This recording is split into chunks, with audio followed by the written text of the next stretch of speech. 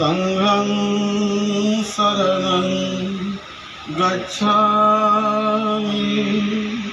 द्वितीयंपि बुद्धं शरणं गच्छामि द्वितीयंपि धम्मं शरणं गच्छामि द्वितीयंपि संघं शरणं। त्यावर विशेष भर देऊ आपण ते जे काही आपलं हवं असेल ते मशीनरी पण देऊ। त्याशिवाय मी आता कलेक्टर साहेबांनी विचारला आपण इथे भदंत मोदीशी जी बसले आपले जी बसले मी त्या दोघांनी विचारला आपले सबर्बन मुंबईच्या पालकमंत्री आहे तो सबर्बन मुंबईमध्ये जे मोठे आपले बुद्ध विहार आहे 10 बुद्ध विहार ते प्रत्येक बुद्ध विहारचे सुशोभीकरणसाठी आपण कमीत कमी 25 लाख रुपया पुढच्या वर्षामध्ये देऊ। रोज इथून जात आहे विमान, रोज इथून जात आहे विमान।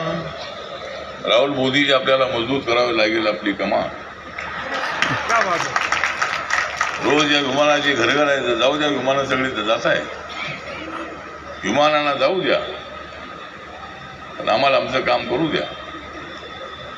अशा पद्धतीनं आज इथं अनेक विषयावरती कार्यक्रम आयोजित करण्यात आलेले आहेत आणि मंत्रीजींचा आग्रह होता की मी आलं पाहिजे, त्याप्रमाणे मी या ठिकाणी आलेलो आहे। लोढासाहेब इथं आलेले आहेत।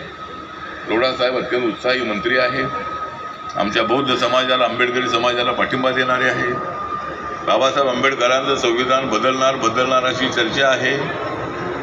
मी आपल्याला सांगतो की बाबासाहेब आंबेडकरांचं संविधान कुणीच बदलू शकत नाही। बाबासाहेब आंबेडकरांच्या संविधानाला हात लावण्याची कोणाची हिंमत नाही, कारण आपला समाज एवढा जबरदस्त आहे। आपल्याला माहीत आहे की रमाबाई कॉलनीमध्ये बाबासाहेब आंबेडकरांच्या पुतळ्याची उटंबना झाल्यानंतर तिथे 10 शहीद झाले होते। मरणाला घाबरणारे आम्ही लोक नाही, एक दिवस मरायचंच आहे, जास्त जगून तरी काय उपयोग आहे, कधीतरी मरायचंच आहे। याचा अर्थ आम्ही लवकर मेलो पाहिजे असं नाही आहे। जगा तुम्ही, आपण जगलं पाहिजे, जगत असताना चांगलं वागलं पाहिजे, जगलं पाहिजे पण चांगलं वागलं पाहिजे आणि ते चांगलं वागण्यासाठी आपल्याला प्रयत्न करायचा आहे। आदरणीय भिक्खू गण या ठिकाणी आलेला आहे, अनेक भिक्खूंशी माझे अत्यंत जवळचे संबंध आहेत आणि या ठिकाणी आपण सर्वजण आपण उपस्थित आहात, त्यामुळे काही भिक्खूंना शिवोरी वाटायचं आहे आणि नंतर मला एक दुसरा एक कार्यक्रम आहे, एका चॅनलचं उद्घाटन आहे, तर 12:30 वाजता तिथे मला जायचं आहे, लोढासाहेबांना जायचं आहे। त्यामुळे या कार्यक्रमाला मी हार्दिक शुभेच्छा देतो। मी लोढासाहेबांचा हार्दिक आभार व्यक्त करतो, कलेक्टर यांचाही आभार व्यक्त करतो की त्यांनी राहुल मोदी यांना चांगली मदत केलेली आहे। म्हणजे जमीन आहे, ही जमीन तुम्ही दिली नाही तरी ती आमचीच आहे, आम्हाला जमीन देण्याची आवश्यकता नाही आहे। कुठं जमीन खाली आहे ते आम्हाला तर सांगा, म्हणजे जमीन खाली ठेवायची नाही अशा पद्धतीची आमची भूमिका आहे। त्यामुळे ठीक आहे, तर इथं भंतेजींना ही जागा तर मिळालेली आहे, पण ही जागा जर मिळाली तर या ठिकाणी भव्य अशा पद्धतीचं मोठं एक स्मारक या ठिकाणी उभं राहू शकेल। त्यासाठी एक 8-10 कोटीची आपल्याला आवश्यकता आहे।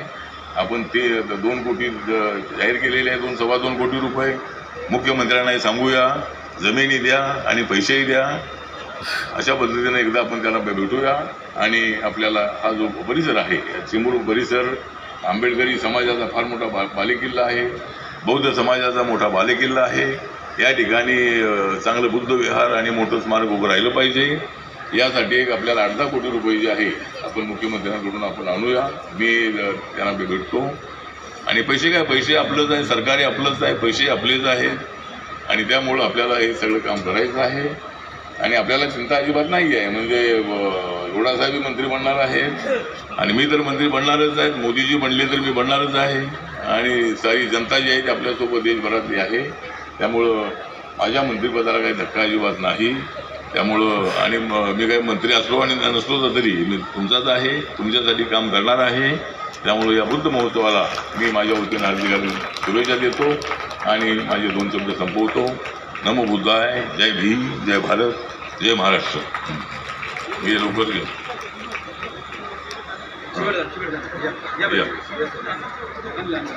या ना, 2 लोक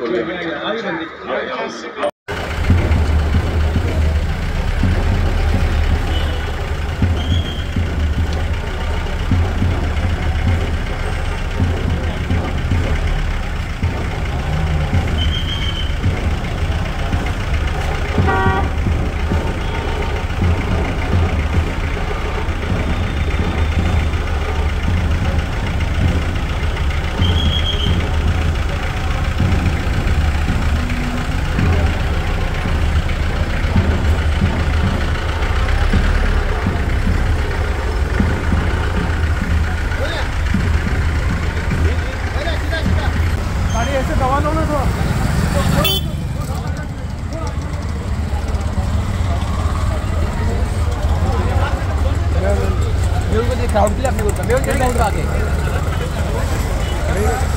अरे हम लोग क्राउड के लिए रखा मेरा भाई। अरे उसमें डंडा नहीं है।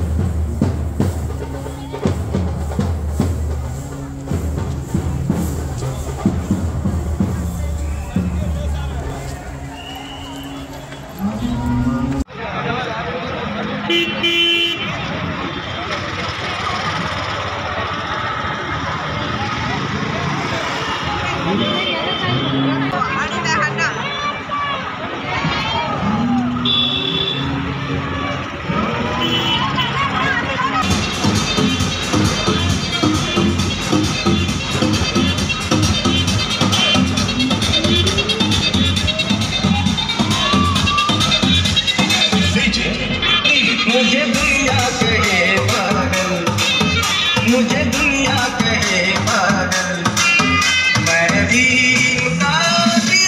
आ गया आले